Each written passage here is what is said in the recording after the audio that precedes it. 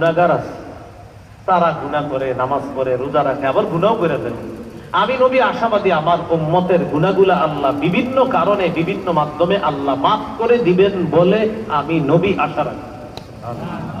তবে ইল্লাল মুজাহিরিনা, যারা গুনাহ করে প্রকাশ করে ফেলে তাদেরকে আল্লাহ মাফ করেন। নাউজুবিল্লাহ বলেন।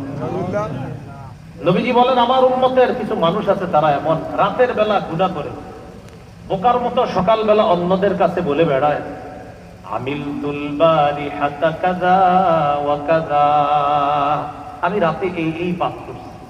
রাতে গুনাহ করে সকালে বন্ধুদের কাছে বলে বেড়ায় আমি রাতে এই পাপ করছি। দোস্ত এই নাটকটা দেখছি, তুমি দেখছো নি? আরো কিছু লিস্ট দিও তো কোন কোনগুলা দেখতে দেখা যায়। নবীজি বলেন তোমার গুনাহের উপর আল্লাহ একটা পর্দা ফেলে রাখছিল। আল্লাহ তোমাকে সুযোগ দিচ্ছিল, বান্দা আয়, ফিরে আয়, তওবা কর, আমি তোকে মাফ করে দেই। আল্লাহ পর্দা ফেলে রাখছিল, তুমি সকালবেলা অন্যদের কাছে বলে দিয়ে